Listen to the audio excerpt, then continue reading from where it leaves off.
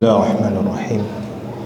Assalamualaikum warahmatullahi wabarakatuh. Innal hamdalillah nahmaduhu wa nasta'inuhu wa nastaghfiruh wa natubu ilayhi wa na'udzu billahi min shururi anfusina wa sayyiati a'malina. من يهديه الله فلا مضل له ومن يضلل فلا هادي له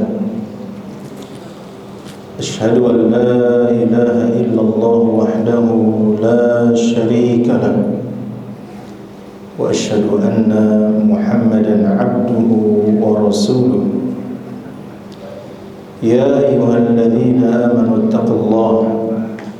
اتقوا الله حق تقاته ولا تموتن إلا وأنتم مسلمون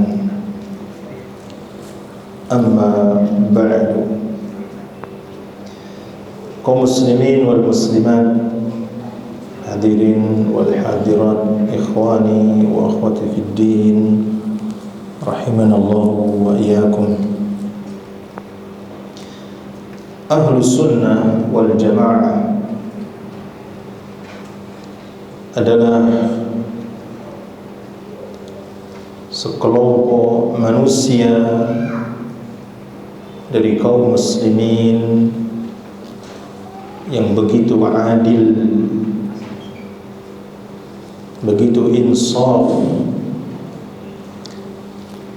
karena mereka beragama sesuai dengan petunjuk manusia yang terbaik, Sayyidul Anbiya wal Mursalin, Nabi kita semua, Nabi Muhammad sallallahu alaihi wasallam. Dan mereka berusaha untuk meneladani generasi umat yang terbaik, generasi yang dipuji oleh Allah Azza wa Jalla dalam surah Ali Imran ayat 110, kuntum khaira ummatin ukhrijat linnas, kalian adalah manusia yang terbaik, umat yang terbaik yang telah dikeluarkan bagi manusia. Karena itu sejumlah pujian banyak datang untuk para sahabat Nabi radhiyallahu anhum ajma'in.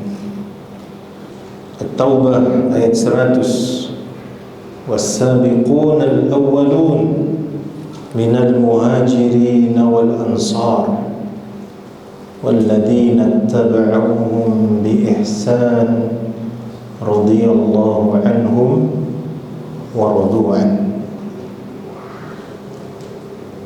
As-sabiquna al-awwalun, orang-orang yang pertama kali masuk Islam dari kalangan muhajirin dan ansar. Siapa mereka? Sahabat Nabi radhiyallahu anhum. Walladzina ittaba'uhum bi ihsan, dan yang mengikuti mereka dengan baik. Radhiyallahu anhum wa radu an. Allah ridho kepada mereka dan mereka ridho kepada Allah. Nabi alaihi salatu wassalam memuji sahabat di dalam hadis yang dikeluarkan oleh Imam Bukhari dan Muslim, khairun nasi qarni, sebaik-baik manusia adalah pada masaku, thumma alladhina yalunahum, kemudian generasi berikutnya, thumma alladhina yalunahum, kemudian generasi yang berikutnya. Nabi pun membela sahabat apabila ada yang menjelekkan nama kehormatan seorang dari mereka, di dalam hadis Muslim Nabi sampaikan, la tasubbu ashabi, jangan kalian caci sahabatku. Law anna ahadakum anfaqa mithla Uhudin dhahaba ma balagha mudda ahadihim wala nasifa. Kalau seandainya seorang dari kalian berinfak sebesar gunung Uhud berupa emas, gunung Uhud berupa emas, tidak akan sampai menyamai infaknya sahabat meskipun hanya satu mud, ya, segini, atau wala nasifah, atau setengahnya. Karena sahabat adalah manusia pilihan Allah yang menemani manusia yang terbaik, Nabi alaihi salatu wassalam. Karena itu di antara kelebihan berpegang teguh dengan cara beragamanya sahabat, di samping menghindarkan dari berbagai macam penyimpangan dalam beragama, dari berbagai macam noda-noda kesesatan, maka sikap beragamanya sahabat dan yang mengikuti mereka dengan baik adalah orang-orang yang paling adil dari kaum muslimin. Nah, bagaimana keadilan mereka? Kenapa mereka adalah generasi yang paling terbaik? Karena mereka menempatkan suatu masalah, bil khusus dalam perkara akidah, sesuai dengan tempatnya, tanpa ghulu, berlebihan, tanpa ifrat berlebihan, atau tafrid, menyepelekan, atau mengambil sebagian nas Al-Quran dan Sunnah dan meninggalkan yang lain. Tidak. Atu'minuna bi ba'dil kitabi wa takfuruna bi ba'd. Apakah kalian mengimani sebagian isi kitab dan mengingkari sebagian yang lain? Karena itu ajaran salafun as-salih adalah ajaran Islam yang paling ideal, ajaran Islam yang paling adil di antara banyak sekali firqah di dalam Islam yang mereka masing-masing bangga dengan kelompok yang mereka yakini. Padahal Allah Azza wa Jalla memperingatkan, wala takunu minal musyrikin, jangan kalian seperti orang-orang musyrik, minal ladina farraqu dinahum, yaitu orang-orang yang memecah belah agama mereka, wa kanu syi'a, mereka menjadi berbagai macam kelompok. Kullu hizbin bima ladaihim farihun, setiap kelompok bangga dengan apa yang ada pada kelompoknya. Nah, bagaimana bentuk keadilan itu? Nah, kita perlu mendalami perkara-perkara ini. Yang pertama adalah terkait masalah iman. Terkait masalah iman. Ayyuhal ikhwah fillah rahimakumullah, iman adalah anugerah yang terindah yang Allah berikan kepada hamba-Nya. Allah berikan dunia, kekayaan, harta, pangkat, jabatan, ketampanan, kecantikan, dan seterusnya kepada semuanya. Allah tidak memperhatikan apakah dia adalah orang beriman ataupun tidak, ahli taat atau ahli maksiat, karena ini terkait dengan kauni. Tetapi iman hanya Allah berikan kepada hamba-hamba pilihannya. Wa kana bil mu'minina rahima. Allah sayang kepada hamba-hambanya yang beriman. Karena itu harga keimanan sangatlah mahal.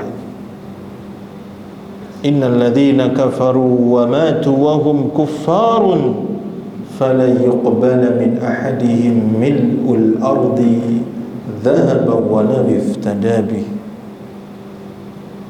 Sesungguhnya orang-orang kafir yang mereka mati dalam keadaan kafir, jadi tidak beriman, tidak masuk Islam, maka sekali-kali tidak diterima infaknya, meskipun ia menginfakkan sepenuh bumi berupa emas. Enggak diterima, Pak. Ya, karena dia dulu adalah orang-orang yang kufur kepada Allah Azza wa Jalla. Itu jaga keimanan ini. Ini hidayah taufik yang paling besar yang Allah berikan kepada hambanya. Kehidupan dunia yang sementara ini diisi dengan keimanan, wafat dalam keadaan beriman akan menjadi sebab kebahagiaan yang abadi, kebahagiaan yang tidak akan pernah terputus di dalam surganya Allah Azza wa Jalla. Lalu apa iman itu? Ahlussunnah wal Jamaah meyakini iman adalah qaulun wa amal. Iman adalah perkataan dan perbuatan. Perkataan dan perbuatan. Apa maksudnya perkataan qaulun? Yaitu qaulul qalbi wa qaulul lisan. Ucapan hati dan ucapan lisan. Apakah hati bisa berucap? Nah, membenarkan ajaran Islam, membenarkan Allah adalah satu-satunya sang pencipta, Rabb yang hanya berhak diibadahi, tidak ada Tuhan selain Allah Jalla wa'ala. Rasulullah adalah utusan Allah. Ini qaulul qalbi, hati kita meyakini. Setelah meyakini, diucapkan dengan mengucapkan syahadat asyhadu an la ilaha illallah wa asyhadu anna muhammadar rasulullah. Ini yang dimaksud qaulun. Adapun amal, iman itu adalah amal, yakni amal hati, amalan lisan, dan amalan anggota badan. Amalan hati, hati kita beramal, Pak. Seperti apa? Tawakal. Wa ala rabbihim yatawakkalun. Kepada Rabb mereka bertawakal, pasrah kepada Allah Azza wa Jalla. Hati kita tawakal. Sabar, hati kita sabar. Ridho, hati kita melakukan ridho. Ini amalan hati. Bisa dipahami? Nah, amalan lisan, yakni amalan yang diungkapkan dengan lisan kita, seperti membaca Al-Quran, takbir, tahmid, tahlil, zikir, dan seterusnya. Lisan kita beramal, dan amalan anggota badan, yakni seperti sholat dan sebagainya. Ahlu sunnah wal jamaah memahami seorang dianggap muslim ketika dia memiliki qaulun minimal itu. Kalau seorang sudah meyakini kebenaran Islam lalu dia bersyahadat, maka dia muslim. Jelas? Nah, tetapi ahlu sunnah tidak pernah menafikan amal, bagian dari iman. Tadi kan ada qaul, ada amal. Ini penting sekali. Ya, ini saya sarikan dari kajian akidah. Kenapa banyak penyimpangan dalam memahami iman dari sini, Pak. Seorang muslim disebut muslim kapan? Ketika dia memiliki qaul, membenarkan dengan hatinya, mengucapkan dengan asyhadu an la ilaha illallah wa asyhadu anna muhammadar rasulullah. Man kana akhiru kalamihi la ilaha illallah dakhala al-jannah. Siapa yang akhir perkataannya la ilaha illallah, maka masuk surga. Tanpa menafikan qaul, qalbi, qaul lisan, amal qalbi, amal lisan, dan amal anggota badan. Murji'ah, mereka bersepakat dengan ahlu sunnah dalam masalah masuk Islamnya seseorang, dalam masalah ucapan. Tetapi Murji'ah mengeluarkan amal dari iman itu, sehingga mereka katakan bahwa yang penting kita sudah muslim, perkara kita beramal saleh, ya, itu hanya penghias saja.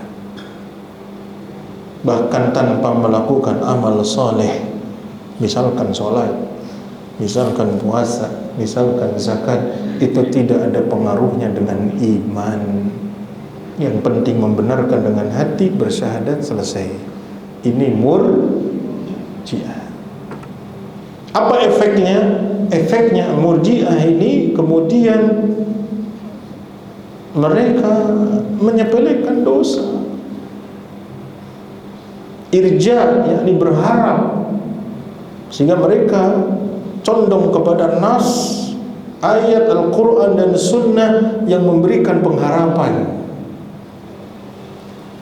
Contoh hadis bitaqah, di mana Nabi alaihi salatu wasallam mengabarkan, hadisnya sahih, bahwa kelak ada yang dihakimi oleh Allah Azza wa Jal, dia memiliki 99 catatan keburukan dan ada satu catatan kebaikan.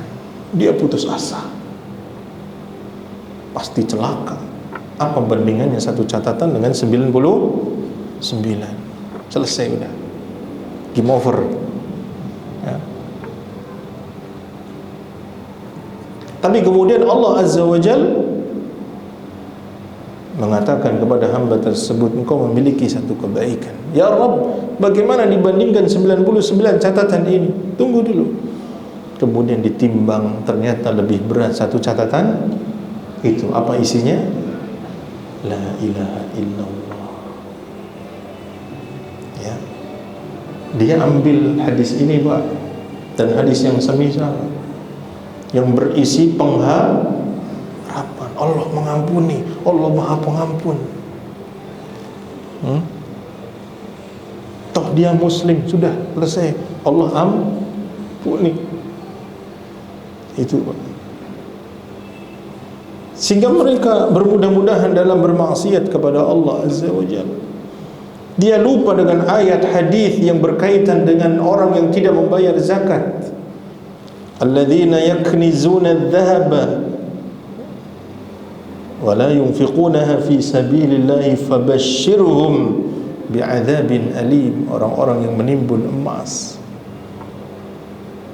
ya, maka kabarkan kepada mereka bahwa mereka itu akan mendapatkan azab yang pedih. Orang-orang yang meninggalkan salat, ma salakakum fi saqar, kenapa kalian masuk neraka? Apa yang menjerumuskan kalian masuk neraka? Qalu lam naku minal musallin, kami dulu tidak salat. Ini kekeliruan mereka, kaum Murji'ah. Dia terlalu berharap mengambil ayat hadis yang berisi harapan. Dia lupa dengan ayat-ayat ancaman. Ya, efeknya apa? Itu tadi, meremehkan dosa dan seterusnya. Ini sisi yang lain. Sisi kebalikan dari kaum Murji'ah adalah kaum Khawarij, di mana mereka tidak membagi iman seperti tadi. Iman adalah satu kesatuan. Ya, iman itu satu kesatuan. Kalau enggak beriman, kafir. Sampai sini bener gak tuh? Kalau enggak beriman, kafir. Bener gak? Huwallazi khalaqakum faminkum kafirun wa minkum mu'min. Dialah Allah yang menciptakan di antara kalian ada yang kafir, ada yang mukmin, ada yang kafir. Sampai sini benar. Tetapi mereka tidak memahami iman itu bertingkat-tingkat. Ini kesalahan manhajnya Khawarij. Ahlussunnah wal Jamaah menyatakan bahwa iman itu bertingkat-tingkat. Sebagaimana Nabi alaihi salatu wassalam dalam hadis Bukhari Muslim menyampaikan, ya, al-imanu bid'un wa sab'una syu'bah. Iman itu memiliki sekian banyak cabang. Fa'a'laha qawlu la ilaha illallah, yang tertinggi adalah la ilaha illallah. Wa adnaha imatatul adha anit tariq, yang paling rendah adalah menyingkirkan gangguan di jalan. Wal haya'u syu'batun minal iman, rasa malu termasuk bagian dari keimanan. Nabi membagi menjadi 70 sekian. Tidak sama antara la ilaha illallah, syahadat, dengan menyingkirkan gangguan di jalan. Meskipun menyingkirkan gangguan di jalan itu bagian dari keimanan, pertanyaan anak, kalau antum melihat ada paku di jalan terus tidak antum singkirkan, itu keluar dari Islam apa tidak? Atau sebaliknya, karena iman itu menyingkirkan gangguan di jalan, kalau membuat gangguan di jalan itu berarti menyelisihi keimanan. Ya, bikin apa? Polisi tidur, dinginnya segini, Pak. Ya, sehingga motor-motor metik lewat, prak. Mengganggu tidak itu? Nah, apalagi cuma 10 meter, polisi tidurnya ada 5. Menyelisih iman apa tidak? Apakah mereka keluar dari Islam? Tidak. Maka Ahlussunnah wal Jamaah menyatakan iman itu ada beberapa tahapan atau beberapa tingkat. Catat. Yang pertama adalah aslul iman, pokok keimanan. Pokok keimanan. Ya. Yang kedua adalah al-imanul wajib, keimanan yang wajib. Yang ketiga adalah al-imanul mustahab, keimanan yang sifatnya sunnah, dianjurkan. Al-iman yang tertinggi adalah pokok keimanan di dalam perkara akidah, mengimani Allah dan Rasulnya, an tu'mina billah wa malaikatihi wa kutubihi wa rusulihi wal yawmil akhir wa tu'mina bil qadari khairihi wa syarrihi. Rukun iman. Kalau ada orang yang tidak meyakini kenabian Rasulullah, maka dia bukan muslim. Meskipun atributnya muslim, tapi dia meyakini Mirza Ghulam Ahmad sebagai nabi terakhir, maka dia belum registrasi, belum daftar menjadi muslim, batal syahadatnya. Jelas? Karena masalahnya adalah aslul iman, virusnya adalah aslul iman, pokok keimanan. Yang kedua adalah al-imanul wajib, keimanan yang sifatnya wajib. Apa? Kewajiban-kewajiban yang Allah bebankan dari rukun Islam setelah syahadat, salat, puasa, zakat, haji, dan kewajiban-kewajiban yang lain. Ya. Yang terakhir adalah sesuatu yang sifatnya mustahab, sunnah, seperti ba'diyah maghrib. Ya. Maka ketika ada orang yang tidak ba'diyah maghrib, dia tetap muslim. Jangan ekstrim. Nah, Khawarij terjerumus bahwa iman itu satu, pokoknya satu. Kalau enggak menjalankan hukum Allah, maka dia murtad, lawan dari Murji'ah. Misalkan ya, dalam misalkan hukum Allah riba, misalkan Allah mengharamkan riba, wa ahallallahu al-bai'a wa harrama riba.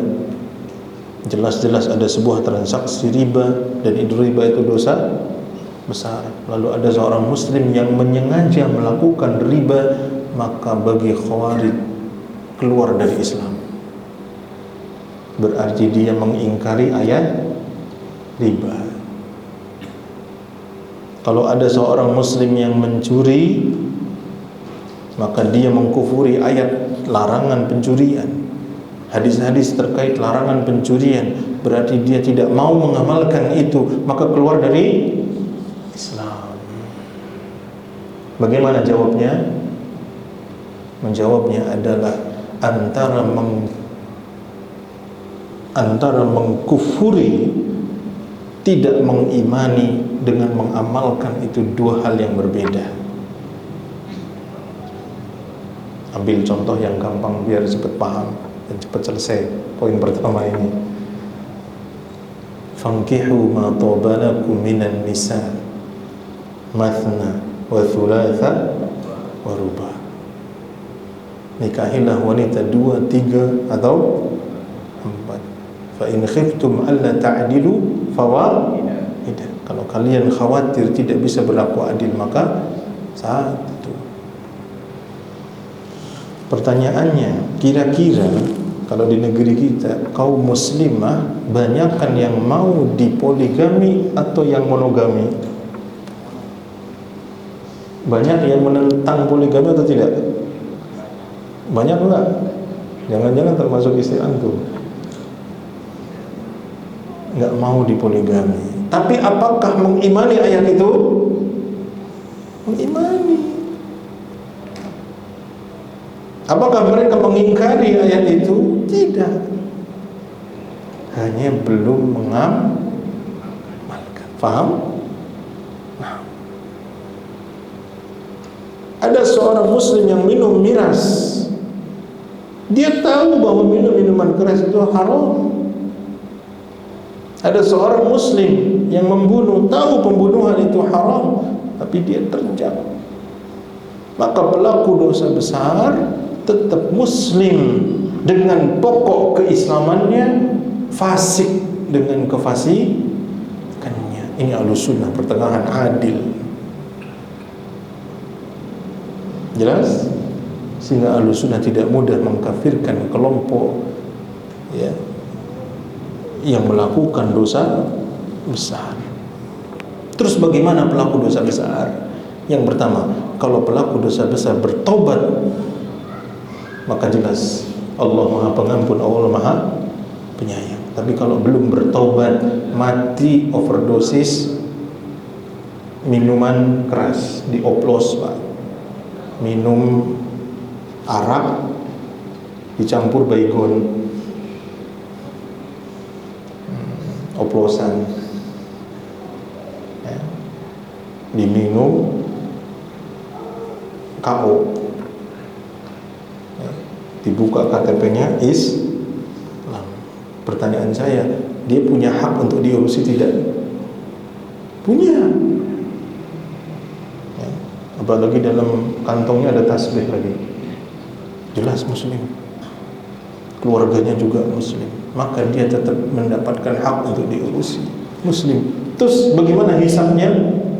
Kita serahkan kepada Allah Azza wa Jalla. In sya'a 'adzabahu wa in sya'a ghafara lahu. Kalau Allah berkehendak, Allah mengadabnya. Kalau Allah berkehendak, Allah mengampuninya. Disinilah adilnya Ahlus Sunnah. Tidak Murji'ah, tidak Khawarij. Tidak menyampaikan dosa, tapi tidak mudah mengkafirkan pelaku dosa, termasuk dosa besar. Ya, seperti itu. Hanya dua yang menyebabkan seorang keluar dari agama Islam secara khusus, ya. Nanti di sana ada pembatal-pembatal keislaman. Yang pertama adalah syirkul akbar, yang kedua kufur akbar. Itu yang boleh kita vonis dia bukan ahlul Islam. Ya.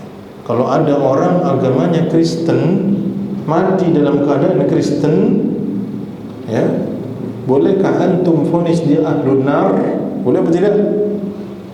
Innal ladzina kafaru min ahlil kitabi wal musyrikina fi nari jahannam.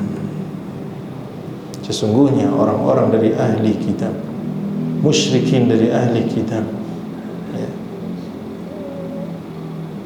fi nari jahannam, mereka dalam jahannam, khalidina fiha ulaika hum syarrul bariyah. Maka orang-orang kafir mati dalam keadaan kafir, maka dia jelas ahlun nar. Jangan ragu, jangan digoyang oleh orang liberal. Kamu jangan menjadi Tuhan bagi orang lain. Allah yang memberitahu. Jelas? Tapi pertanyaannya, Anda non muslim masih hidup, bolehkah antum vonis dia ahlun nar? Ayo. Boleh enggak? Bisakah dia bertobat di akhir hayatnya sebelum wafat masuk Islam? Allah terima tobatnya? Allah terima tobatnya sebelum ruh sampai kerongkongan. Ya. Usia 89 tahun bersyahadat, besoknya wafat. Muslim atau bukan? Muslim. Ya, karena itu ayat tentang orang kafir, innal ladzina kafaru wa matu wa hum kuffar. Sesungguhnya orang kafir, mereka mati dalam keadaan kafir. Bukan hanya orang kafir saja. Wa matu wa hum kuffar. Mereka mati dalam keadaan kafir. Ya. Nah, di aqidah Ahlussunnah di sini adil, tidak mudah mengkafirkan kaum muslimin, mengkafirkan yang Allah kafirkan, ya, dan pertengahan dalam menilai pelaku dosa besar. Berikutnya, dalam masalah ihsan, tadi iman dan Islam, sekarang ihsan. Apa itu ihsan? Setelah dijelaskan oleh Nabi SAW ketika Jibril datang dengan pakaian yang sangat putih, rambut yang sangat hitam, duduk di hadapan Rasulullah, menyadarkan lututnya kepada lutut Nabi. Fa akhbirni 'anil ihsan, kabarkan kepadaku apa itu ihsan. Apa kata Rasulullah? An ta'budallaha ka'annaka tarahu fa in lam takun tarahu fa innahu yarah. Engkau beribadah kepada Allah seakan-akan kau melihat Allah. Kalau engkau tidak melihat Allah, maka yakinlah Allah melihatmu. Jadi engkau sudah ikhlas dalam beribadah. Ya, ibadah itu ya sudah Allah saja yang menilai. Pandangan manusia sudah tidak jadi keinginan sedikit pun. Solat, puasa, sedekah. Ya, mau ada yang nge-share atau tidak, pokoknya udah. Ya. Meninggalkan maksiat pun sama. Mau dilihat orang, mau tidak ada orang, mau seorang diri, sudah Allah Maha melihat. Itu orang ihsan, muhsin. Ya, luar biasa. Ini tingkat keimanan yang luar biasa, Pak. Tapi ada sebagian kelompok yang tadi menyepelekan dosa. Itu nggak mungkin jadi muhsin. Di sisi lain ada juga yang mereka membagi syariat menjadi beberapa tingkat. Syariat, tarekat, hakikat, kalau sudah ma'rifat, sudah tidak wajib sholat, sudah tidak wajib puasa, sudah tidak wajib zakat. Sing penting eling. Disinilah muncul akidah wahdatul wujud, bahwa wujud di alam ini adalah wujud Allah. Bahkan yang lebih ekstrim lagi adalah akidah hulul, bersatunya Allah dengan makhluk, manunggalin kawula Gusti. Naudzubillah. Maka bagi mereka ya, halal itu haram, haram itu halal sama saja. Maka orang-orang yang terjangkit dengan penyakit ini ekstrim sekali, Pak. Padahal Rasulullah SAW sholat sampai kaki beliau bengkak, beliau puasa, beliau haji, beliau mengerjakan ya, berbagai macam kewajiban. Inni la usafihun nisa, aku tidak menyentuh tangan wanita ketika berbaiat. Mereka tidak, ya, sudah di luar apa, ya, makomnya sudah berbeda. Ini keliru, Pak. Islam tidak mengenal konsep ma'rifat, hakikat, tidak. Islam mengenal konsep ihsan. An ta'budallaha ka'annaka tarahu. Engkau beribadah kepada Allah seakan-akan engkau melihat Allah. Fa in lam takun tarahu fa innahu yarak. Kalau engkau tidak mampu melihat Allah, Allah melihatmu. Sehingga pencetus amal soleh meninggalkan maksiat udah lillah semua udah. Ya. Ini derajat keimanan yang tertinggi dengan konsep nabawi al-ihsan. Ya. Islam itu zahir, iman itu batin, ihsan itu sudah menjiwai keislamannya. Ya. Berikutnya adalah tentang konsep takdir. Dalam konsep takdir, ahlu sunnah pertengahan, bahwa Allah Azza wa Jalla telah mentakdirkan seluruh makhluknya sebelum langit dan bumi diciptakan 500 tahun. Allah telah menciptakan takdir makhluknya di lauh mahfuz. Nabi alaihi salatu wassalam bersabda dalam hadis Bukhari Muslim, inna awwala ma khalaqallahu al-qalam. Sesungguhnya yang pertama kali Allah ciptakan adalah al-qalam. Faqala, lalu Allah berfirman, uktub, tulis. Faqala, lalu qalam berkata, mada aktub, apa yang aku tulis? Qala, Allah berfirman, uktub maqadira kulli syai'in hatta taquma as-sa'ah. Tulis segala sesuatu sampai hari kiamat. Takdir bagi seluruh makhluk sampai hari kiamat. Terus bagaimana konsep ikhtiar hamba? Nah, ini terbagi menjadi dua kelompok. Kelompok kiri adalah kelompok qadariyah, para pengingkar takdir, bahwa semua yang terjadi kepada kita adalah hasil usaha kita. Kita sukses hasil usaha kita, kita gagal pun hasil usaha kita. Allah tidak tahu takdir makhluknya Kalau Allah tahu, maka Allah Maha Pengasih Penyayang, tidak akan mungkin kita jatuh dari motor. Allah tidak tahu detail-detail kita minum dan sebagainya. Qadari ya. Sebaliknya Jabariyah, mereka mengatakan kita tidak punya ikhtiar. Ya.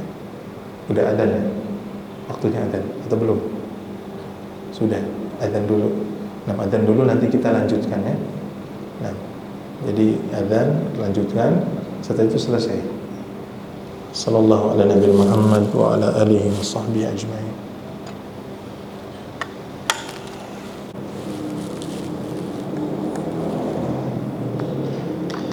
Alhamdulillah wassalatu wassalamu ala Rasulillah wa ala alihi wa sahbihi ajma'in. Kelompok yang keliru memahami takdir yang pertama adalah kaum Qadariyah. Muncul pada masa di mana sahabat Abdullah bin Umar masih hidup. Muncul di kota Basra. Orang-orang mengatakan bahwa kita hidup ini sesuai dengan keinginan kita. Maka kata Abdullah bin Umar, kabarkan kepada mereka bahwa Abdullah bin Umar berlepas diri dari mereka. Mereka berlepas diri dari Ibnu Umar. Wallahi, demi Allah, seandainya mereka berinfak sebesar gunung Uhud berupa emas, tidak akan diterima infaknya sampai mereka beriman dengan takdir. Sampai mereka beriman dengan takdir.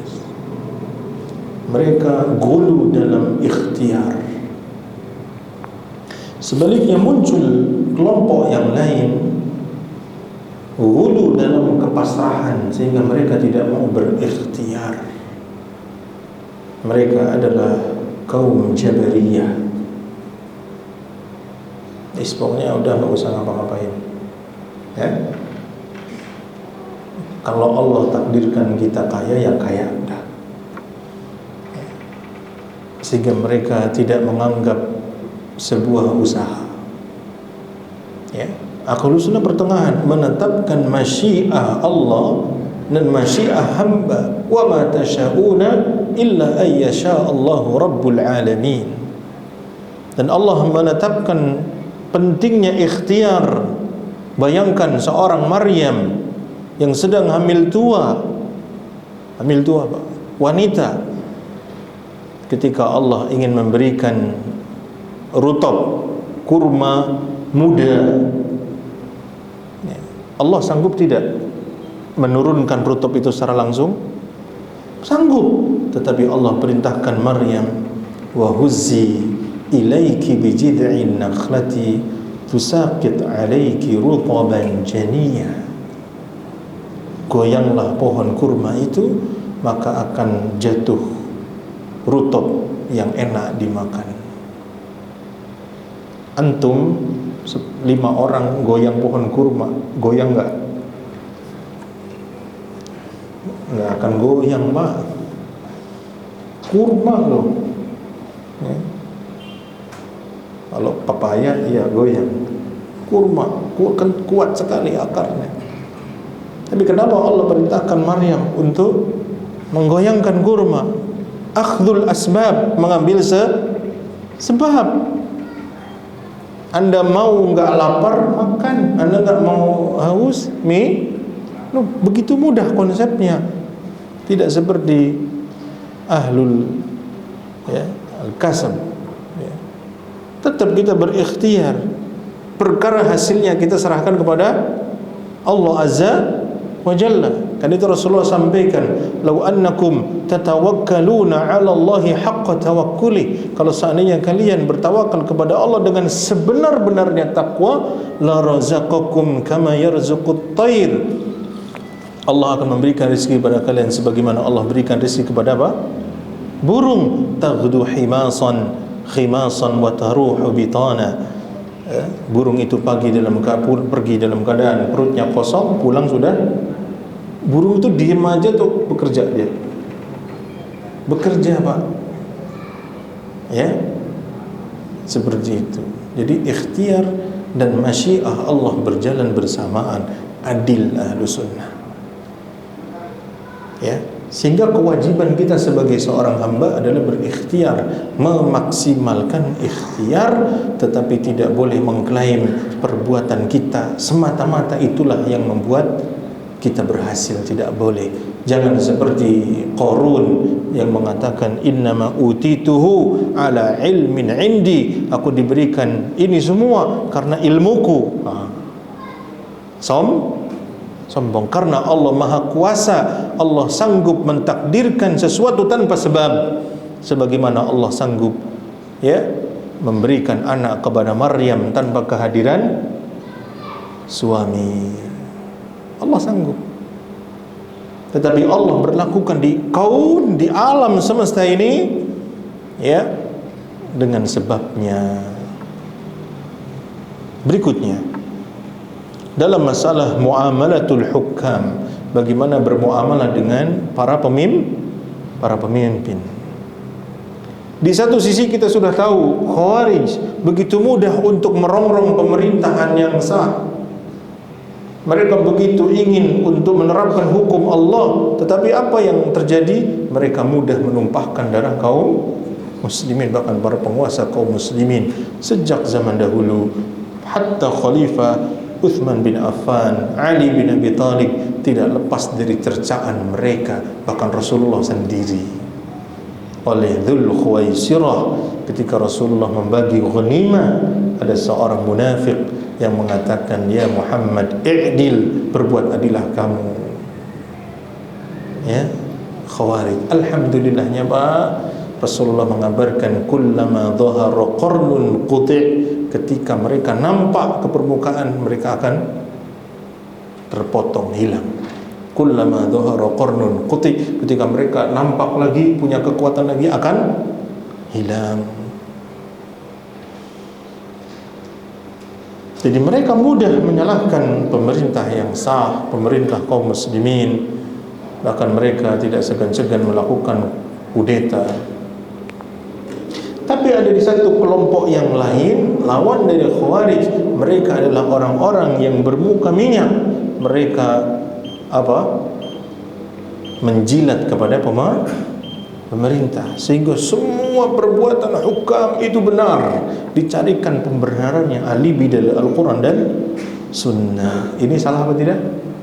Salah. Ahlus Sunnah pertengahan, menegakkan kebenaran dimanapun berada, amar ma'ruf nahi mungkar tetap berjalan, yang salah tetap salah, yang benar tetap benar, ya. Tetapi cara menasihati hukam dengan cara yang baik, tidak mengerahkan massa dan seterusnya. Sedikit lagi ya. Kemudian terkait dengan ahli bait dan sahabat, di mana satu kelompok Khawarij mereka mudah mengkafirkan ahlul bait. Ya, bahkan para sahabat ya dikafirkan oleh orang-orang Khawarij. Mereka diperangi oleh Ali dalam perang Nahrawan. Di satu sisi ada kaum Syiah, awalnya hanya berpihak kepada Ali, menentang Muawiyah, tapi lama-kelamaan mereka disusupi dengan ajaran Abdullah bin Saba, orang Yahudi dari Yaman. Lalu mereka menjadi Syiah Rafidah, mereka mengkafirkan para sahabat, gulu kepada ahli bait. Maka Ahlus Sunnah wal Jamaah tidak seperti itu. Ahlus Sunnah pertengahan, bahwasanya sahabat bisa benar bisa salah karena manusia biasa, tetapi mereka adalah manusia yang terbaik, sehingga perselisihan yang terjadi di kalangan sahabat tidak boleh dibawa dalam hal keburukan, sehingga menyebutkan perselisihan mereka selalu dengan pemuliaan, karena mereka adalah generasi terbaik umat ini. Tidak ghulu kepada ahlul bait. Terakhir, masalah karamah. Ahlus Sunnah wal Jamaah menetapkan adanya karamah. Dalilnya banyak. Di antaranya adalah Maryam ketika beribadah di mihrabnya mendapatkan makanan. Maka Nabi Zakaria bertanya, "Anna laki hadha?" Dari mana makanan ini? Qalat hiya min indillah. Ini dari sisi Allah. Innallaha yarzuqu man yasha'u bighairi hisab. Allah memberikan rezeki tanpa batas. Karomah itu ada, Pak. Bahkan nyata. Tahu-tahu ada makanan begitu. Makanan musim panas ada di musim dingin, makanan musim dingin ada di musim panas. Karomah terjadi kepada orang saleh yang istiqamah. Adapun mukjizat terjadi kepada para nabi dan rasul. Tetapi karomah harus sesuai dengan amal saleh. Ya, karena itu Allah Azza wa Jalla berfirman, "Ala inna awliya Allah la khawfun alaihim wa la hum yahzanun." Ketahuilah bahwa wali-wali Allah mereka tidak ditimpa khauf, takut dan bersedih hati. Alladzina amanu wa kanu yattaqun, itu yang beriman dan bertakwa. Ada yang hulu, Pak, ya, bahwa semua yang terjadi kepada orang ya menyelisihi akal pikiran manusia, meskipun dia tidak sholat, meskipun dia tidak puasa, meskipun dia, itu adalah karomah. Semuanya diklaim karomah, ya, sampai mohon maaf ODGJ pun dianggap karomah. Ini gulu terhadap karomah. Sebagian orang-orang ahli akal menafikan karomah. Ini pun berlebihan. Ahlussunnah pertengahan. Dan yang terbaik dari karomah adalah luzumut ta'ah, yaitu selalu dalam ketaatan, yaitu istiqamah. Ini singkat saja. Sebetulnya ini adalah pembahasan-pembahasan panjang dalam akidah. Kita kapan-kapan bisa jabarkan lebih lanjut dengan dalil-dalilnya yang lebih tepat. Tapi semuanya menunjukkan bahwa Ahlussunnah adalah umat yang adil. Dalam masalah khilafiyah pun sama. Ada khilafiyah yang ijma, ada sesuatu yang sudah ijma, ada yang masih khilafiyah di kalangan para ulama. Itu harus ditempatkan pada tempatnya. Jangan semua masalah khilafiyah diklaim ini sudah ijma, atau sesuatu yang ijma dianggap khilafiyah. Itu pun harus pahami dengan baik. Cukup ya. Wassallallahu ala nabiyina Muhammad subhanaka bihamdika asyhadu an la ilaha illa anta astaghfiruka wa atubu ilaik. Wassalamualaikum warahmatullahi wabarakatuh.